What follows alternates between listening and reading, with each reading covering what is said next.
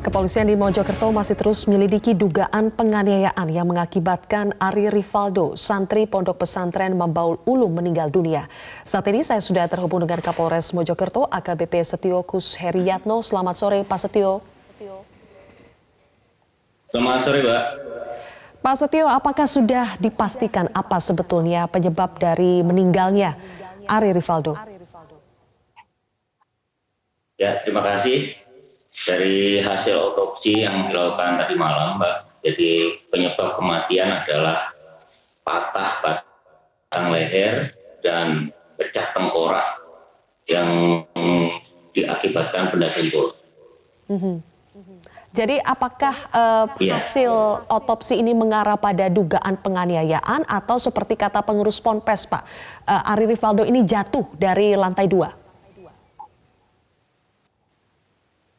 Oh ya, terima kasih. Jadi sebelum kita berdasar dari soal otopsi tersebut, kami melakukan prarekonstruksi, Mbak. Jadi dari hasil prarekonstruksi tersebut didapatkan bahwa korban terbentur akibat ditendang oleh pelaku, Mbak. Ya.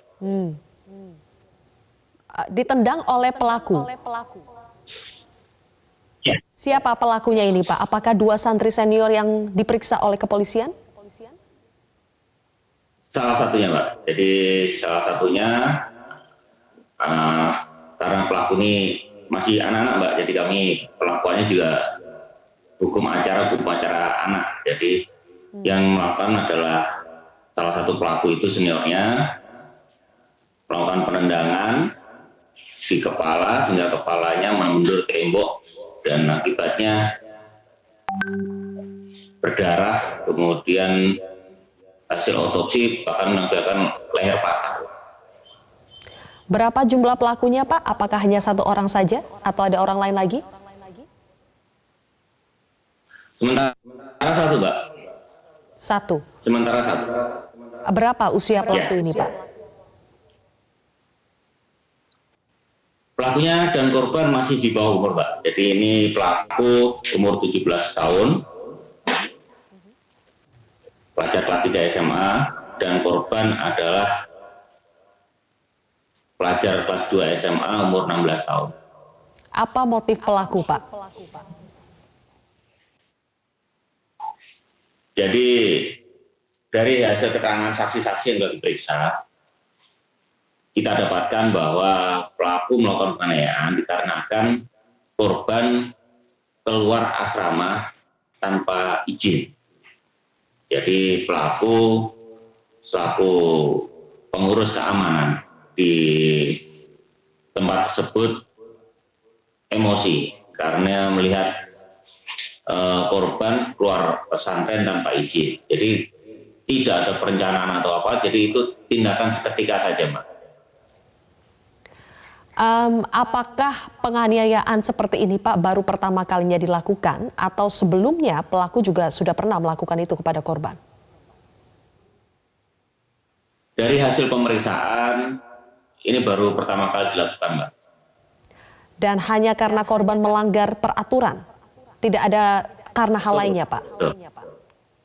Ya, betul. Jadi emosi sesaat, Mbak. Jadi emosi sesaat dari hasil pemeriksaan, karena diketahui korban keluar pesantren tanpa izin, sekitar itu ditanya oleh pelaku, dengan dijawab betul, emosi langsung melakukan tindakan tersebut. Itu aja, Mbak. Apakah kepolisian juga sudah memeriksa pengurus dari Ponpes, Pak? Karena tadi berdasarkan hasil liputan kami, pengurus Ponpes ini menyatakan bahwa korban diduga meninggal dunia bukan karena dianiaya, tetapi karena jatuh dari lantai 2. Dan mengaitkan jatuhnya korban dengan kondisi korban yang difabel. Siap, Mbak. Jadi kami fokus terhadap tindak pidana dulu, Pak, yang terjadi, Mbak. Jadi kami fokus terhadap penyebab kematian seseorang atau penganiayaan mengakibatkan matinya seseorang itu dulu. Jadi kami periksa terkait tindak pidana itu dulu, kemudian dengan keterangan pengasuh pondok pesantren tersebut nanti akan kami periksa lagi, dan ini memang sudah kita panggil dan ini masih kita proses, tapi kita fokus terhadap penyebab meninggalnya seseorang tersebut, Mbak. Jadi kita fokus ke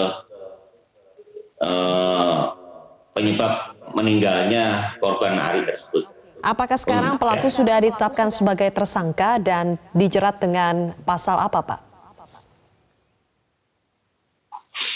Sudah, Mbak. Jadi untuk pelaku ini sudah ditetapkan tersangka dan dijerat dengan pasal penganiayaan yang mengakibatkan meninggalnya seseorang. Hanya perlu kita ketahui bahwa pelaku ini masih di bawah umur, jadi sudah kita kenakan juga Undang-Undang Perlindungan Anak. Jadi proses pemeriksaannya, proses penahanannya, semuanya mengatur sesuai dengan hukum acara peradilan anak.